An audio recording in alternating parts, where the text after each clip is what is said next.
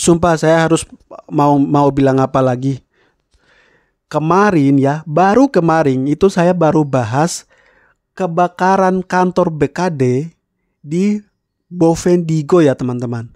Nah, itu menyebabkan karena masyarakat di sana itu tidak terima dengan adanya hasil tes CPNS. Nah, saya baru bahas kemarin ya, belum lagi beberapa hari.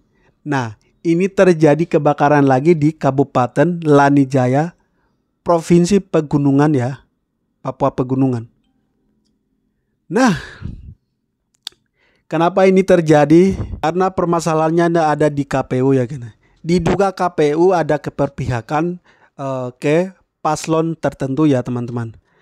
Nah, jadi akhirnya saling serang antara pendukung satu dengan pendukung yang lainnya ya.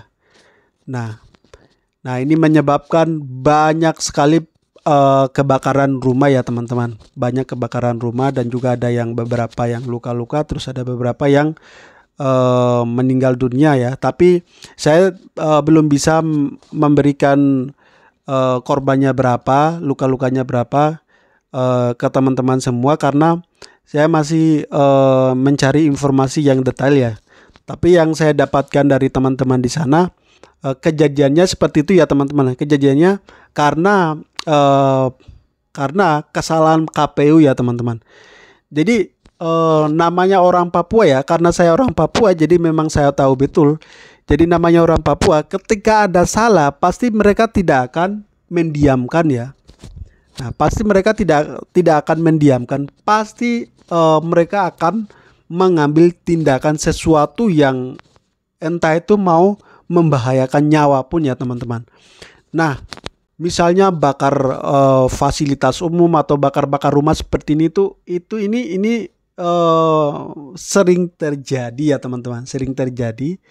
Jadi saya jelaskan sedikit dulu ya teman-teman. Kenapa kok orang-orang Papua itu ketika ada persoalan atau ada masalah itu selalu saja bakar rumah, bakar fasilitas umum. Ketika ada perang saudara atau perang suku atau misalnya ada persoalan sedikit selalu saja bakar-bakaran. Kenapa? Jadi saya jelaskan dulu ya teman-teman ya. Dahulu ya nenek moyang orang-orang Papua ya, termasuk saya ya, nenek moyang kami itu dulu itu ya sebelum masuk Injil ya, sebelum misionaris ke sana ya, sebelum misionaris ke Papua ya, beberapa wilayah Papua. Nah, dahulu itu sering terjadi perang suku ya, perang suku. Nah, pada zaman itu, pada saat perang suku itu sering melakukan bakar-bakar rumah, rumah-rumah yang dihuni musuh tersebut ya. Nah, itu dulu sering terjadi seperti itu. Nah, tradisi-tradisi seperti ini, nah kenapa orang-orang Papua sekarang ya, kenapa orang-orang Papua kalau ketika ada persoalan seperti itu bakar rumah, karena memang ini tuh memang kebawaan dari tradisi gitu. Memang kebawaan dari tradisi dari zaman dahulu seperti itu ya teman-teman. Nah, tapi kita begini ya teman-teman. Tapi sekarang ya yang saya mau bahas adalah sekarang kan zaman sudah modern ya teman-teman. Kita berada bukan zaman yang dulu, tapi sekarang kita sudah berada di zaman modern ya. Bagaimana zamannya sudah berubah ya. Bagaimana orang-orang tua kami yang ada di Papua sudah menerima Injil dan juga sudah mulai menghilangkan dulunya perang-perang suku dan sekarang melepas itu semua dengan orang-orang tua kami yang dulu menerima Injil dengan damai ya, dengan damai. Tapi dengan modern seperti itu, kenapa masih terjadi kebakaran rumah atau kebakaran fasilitas umum?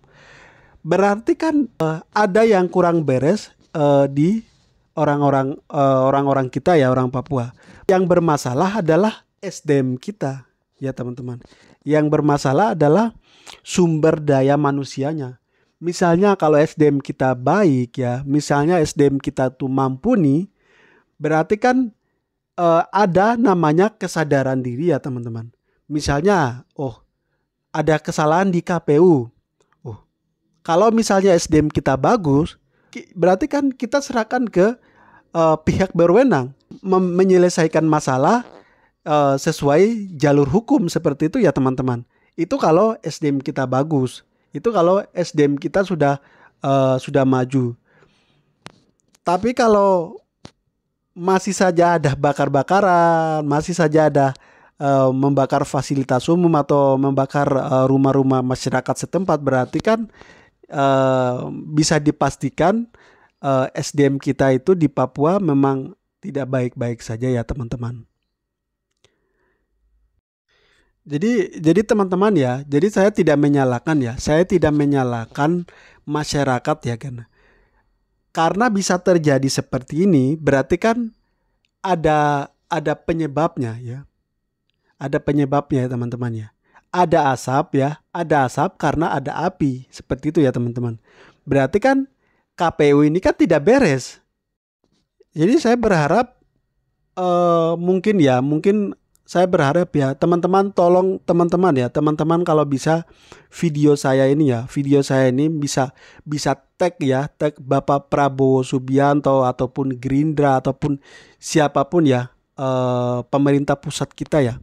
Karena saya berharap begini, untuk pemilu-pemilu akan datang atau ke depan, kalau bisa seperti KPU dan lain-lain ya, para penyelenggara, kalau bisa itu langsung diutuskan ya untuk seluruh Papua, itu langsung diutuskan dari pusatnya seperti itu ya teman-teman. Langsung dari pusatnya.